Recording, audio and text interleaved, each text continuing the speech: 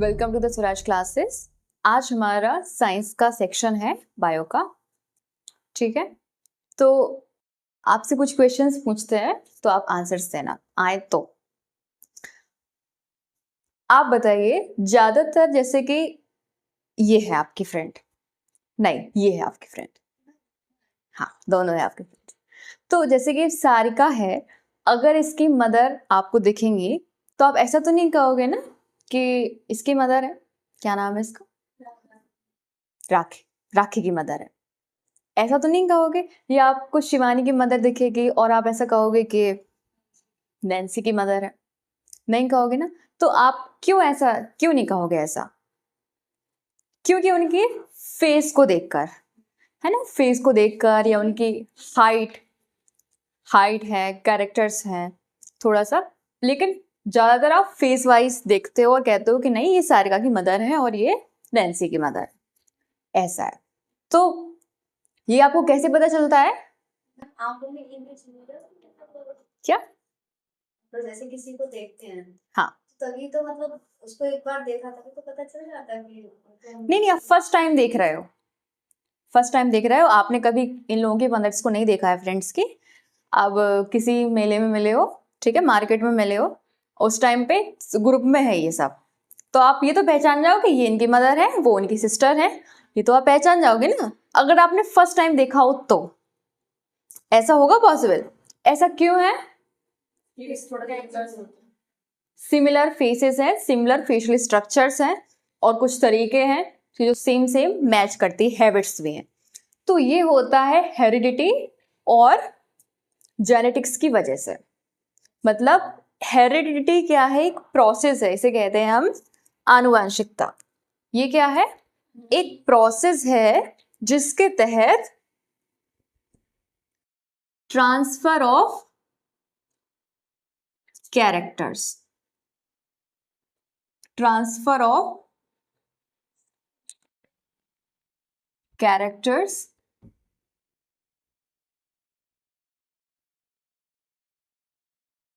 From generation to generation, generation to generation.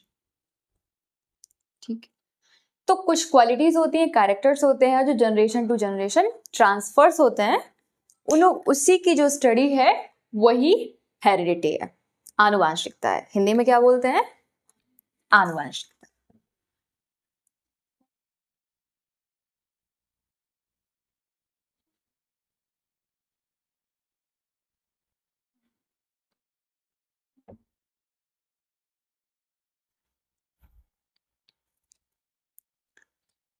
Heredity and genetics, ये reason है, इन दो reason की वजह से ही हम किसी को आइडेंटिफाई करते हैं कि वो इनकी फैमिली से बिलोंग करते हैं या दूसरी फैमिली से बिलोंग करते हैं। किस वजह से?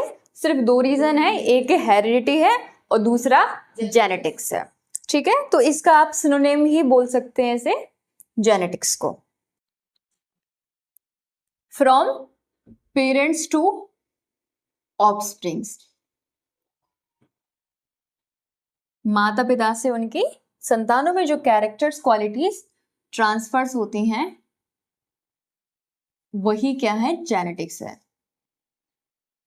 किसके थ्रू होती हैं? किसकी हेल्प से होती हैं? With the help of DNA. DNA क्या होता है? जो जेनेटिक मटेरियल को कैरी करता है। समझ गए आप? तो एक सेल है और हर सेल में न्यूक्लियस होता है। ठीक है, न्यूक्लियस में क्या होते हैं आपके डीएनए आरए वगैरह, क्रोमोसोम्स, ये सब होते हैं। तो वो क्या है? जेनेटिक मटेरियल है। तो डीएनए की हेल्प से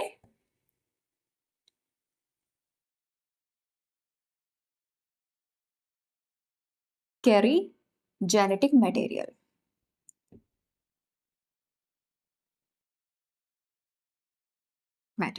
ये आपका सब चल रहा है हेरिडिटी में। ठीक है, ये अब जेनेटिक्स क्या है? जेनेटिक्स एक ब्रांच ऑफ बायोलॉजी है। ठीक है, बायोलॉजी की ब्रांच है जिसमें हम क्या पढ़ते हैं? जीन, जिसमें हम किसकी स्टडी करते हैं? जीन। जीन हो गया, जेनेटिक वेरिएशंस हो गए, ठीक है, और हेरिडिटी हो गई। इन सब की स्टडी हम करते हैं जेनेटिक्स में। ये क्या है? एक ब्रांच ऑफ बायोलॉजी है।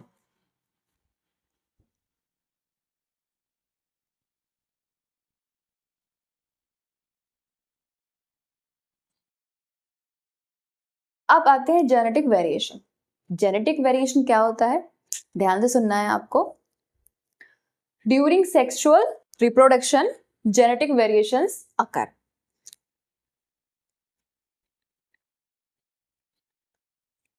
क्वेश्चन आता है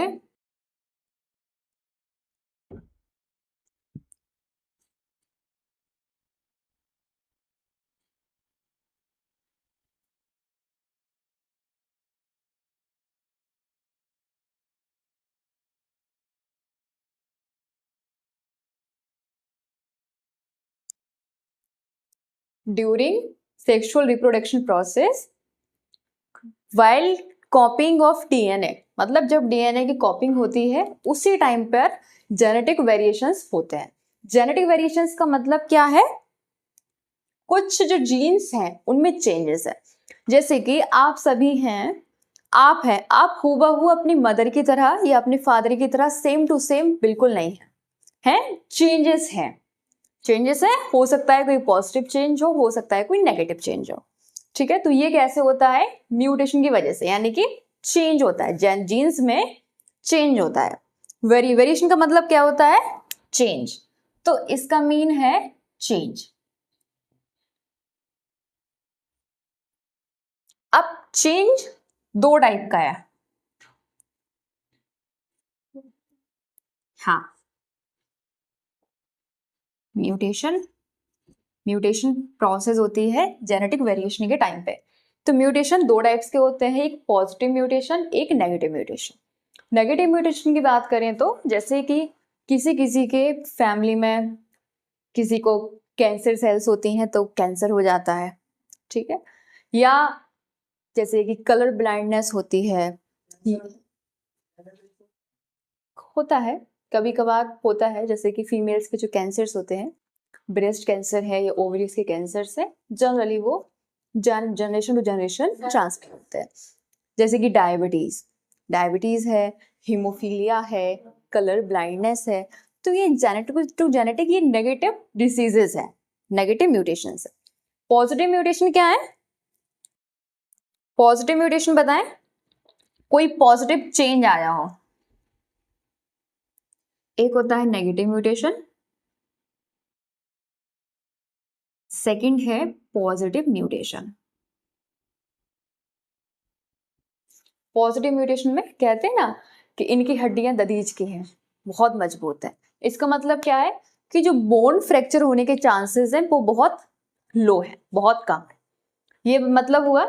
या कहते हैं इनकी इम्यूनिटी बहुत हाई है, कहते हैं ना ये जल्दी से बीमार नहीं होते हैं। तो ये जेनेटिकली ये कैरी फॉरवर्ड होता है। तो ये पॉजिटिव म्यूटेशन है। म्यूटेशन होना बहुत ज्यादा आवश्यक है। अगर पॉजिटिव होते हैं तो अच्छा है, और ऐसा तो है नहीं कि किसी का उस पर कंट्रोल है, कंट्रोल नहीं है। तो म्यूटेशंस होते हैं तभी इवोल्यूशन होता है उस ऑर्गेनिज्म का, उस स्पीशीज का। समझ रहे हो आप बात? तो इवोल्यूशन कैसे होगा? जैसे कि आप कहते हैं आजकल जनरेशन, यानी कि जो हम लोगों से जूनियर हैं लोग, या जो जैसे कि चिल्ड्रंस देखो आप, तो वो कितने ज़्यादा स्टार्टिंग से स्मार्ट है, वो डिजिटली स्मार्ट है, वो फ़ोन चला लेते हैं, कंप्यूटर चला लेते हैं। लेकिन हम लोग इतना पहले नहीं होते थे स्मार्ट। ये हमसे पहले की जनरेशन है, वो तो फिर बिल्कुल ही नहीं थी। और जो अभी जो एल्डरली जनरेशन है वो अभी भी नहीं समझ पाते हैं। तो ये क्या है? ये वेरिएशन है, ठीक है, टाइम टू टाइम चेंज होता रहता है। तो इससे क्या होता है? इवोल्यूशन होता है ऑर्गेनिज्म का। ठीक है, इतना आपको सभी को समझ में आया? मैंने बताया आपको जेनेटिक्स, हेरिडिटी, जेनेटिक वेरिएशन, एक है जीन। जीन याद रखिएगा, आज की याद, नेक्स्ट क्लास में मैं आपको नेक्स्ट जो चीजें हैं, न्यूक्लियोइड है, आरएनए, डीएनए है, जीनोम है, ये सब पढ़ाने वाली हूँ नेक्स्ट सैटरडे को। तो जीन ये क्या है? Fundamental unit, fundamental unit of heredity. किसकी है? हेरिडिटी, आनुवांशिकता की। जी, तो ये कुछ चीजें हैं। फादर ऑफ जेनेटिक्स बता सकते हैं कोई? Gregor John Mendel. तो क्वेश्चन काफी आता है, जॉनसन, मेंडल, इस तरह के ऑप्शंस आते हैं। या यहाँ क्या क्वेश्चन होता है, ये जेनेटिक वेरिएशन होता है जो ग्रेगर जॉन मेंडल हैं उन्होंने, उसमें ऑप्शंस आते हैं कि रिप्रोडक्शन की प्रोसेस क्या थी, असेक्सुअल था, सेक्सुअल था, फिजन फिजन के थ्रू था, या ऑल ऑफ द एबव, या नन ऑफ द एबव। तो आपको ये पता होना चाहिए कि यहाँ पे ये कीवर्ड है जो ग्रेगर जॉन मेंडल ने उन्होंने इस बेसिस पर ही पूरी रिसर्च करी है। तो फादर ऑफ जेनेटिक्स कौन है? Gregor John Mendel. इन्होंने किस पर रिसर्च की है?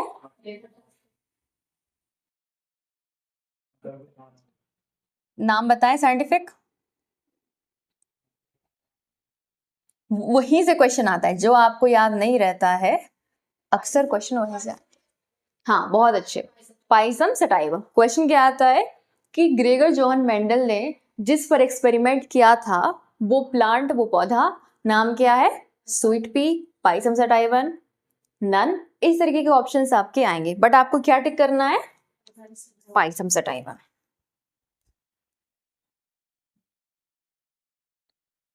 मटर के पौधे का नाम क्या है? Pisum sativa.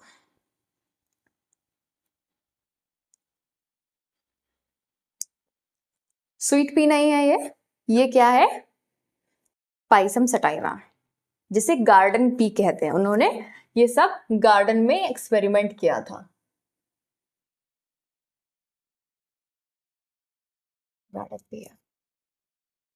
इन्होंने भी यही बोला है कि जो कैरेक्टर्स हैं वो ट्रांसफर होते हैं। कैसे होते हैं transfer? From generation to generation, parents to offsprings, heredity और जेनेटिक्स के थ्रू होता है। ठीक है, इन्होंने भी यही एक्सपेरिमेंट करके बताया। फिर मैं आपको भी आगे बताने वाली हूँ, उससे पहले ये इससे क्वेश्चंस काफी आते हैं। Human chromosomes. तो क्रोमोसोम्स आपको पता है कि ह्यूमन क्रोमोसोम्स कितने होते हैं? सबसे पहले आप बताओ, ह्यूमन बाइसेक्सुअल है या यूनिसेक्सुअल एनिमल है? जैसे इस पे लिखा है यूनिसेक्सुअल एनिमल, इसका मतलब है इन male organs, specially reproductive organs, female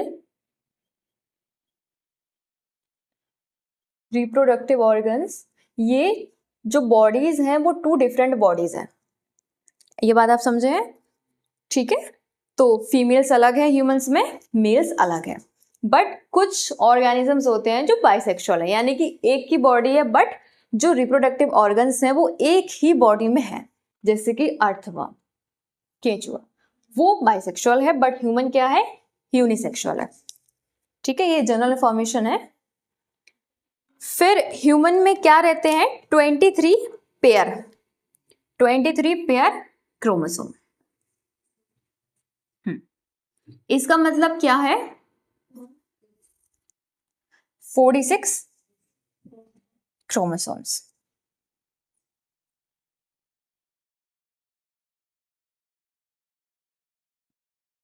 twenty two pairs जो होते हैं, 22 पेयर्स जो हैं वो क्या है? सिमिलर है, सेम है मेल्स एंड फीमेल्स के। ठीक है, लेकिन जो 23rd पेयर है वो क्या है? वो है सेक्स क्रोमोसोम, जो डिफरेंट रहता है। इसी से ही आइडेंटिफिकेशन होता है कि ये फीमेल है या मेल है।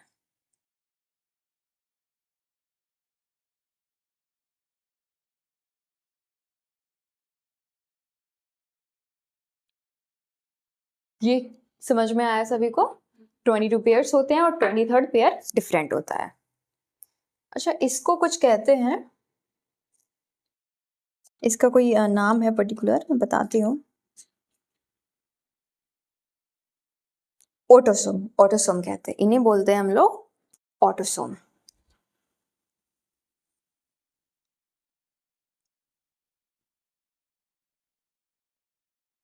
ऑटोसोम। अब 23rd पेयर है, अब मैं इस पे आती हूँ, ठीक है। ये रहता है मेल्स और फीमेल्स, ठीक है। तो 44 plus X Y, 44 plus X X X, ठीक है। आप 23 का 22 का डबल कितना होगा? 44। तो 44 तो सेम है, सिर्फ अलग कौन सा है? जो एक क्रोमोसोम है, ये वाला। हाँ, एक्स वाई और एक्स एक्स ये डिफरेंट है, इसे हम आइडेंटिफाई करते हैं who is a mail who is a female, ठीक है, ह्यूमंस में। अब अगर हम पेरेंट्स हैं दो, ठीक है, ये है इस रेंज में है ये जेड,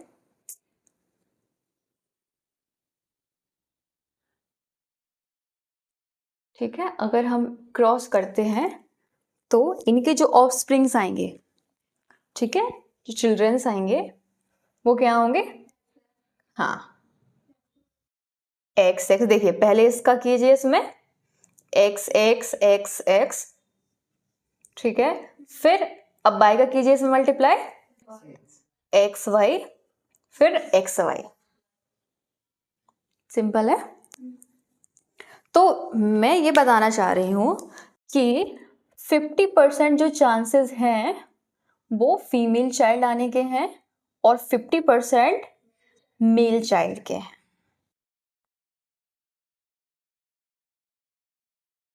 ये बात आपको समझ में आई है? तो क्वेश्चन आता है कि इंडिया में जो फीमेल्स हैं, यानी कि जो महिलाएं हैं, उनकी रिस्पॉन्सिबिलिटी बनती है कि उन्होंने गर्ल चाइल्ड को पैदा किया है, बॉय चाइल्ड क्यों नहीं है, बॉय चाइल्ड क्यों नहीं वर्थ किया। तो एक्चुअल में जो फीमेल्स हैं वो तो रिस्पॉन्सिबल नहीं है, वो 50% ही हैं।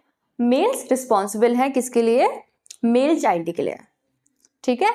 तो आप पहले समझते थे, पहले जानते होंगे, तो काफ़ी ऐसी कुप्रथाएं रही हैं, ठीक है। समय के साथ साथ चीज़ें बदलती हैं, ठीक है। तो ये हमारा कॉन्सेप्ट है, ठीक है, क्रोमोसोम्स का। सभी को समझ में आया है? ठीक है। अब हम कोई क्वेश्चन, कोई क्वेरी हो यहाँ से कहीं से, ठीक है। अब हम लोग इसकी नोट मेकिंग करते हैं। Okay, thank you.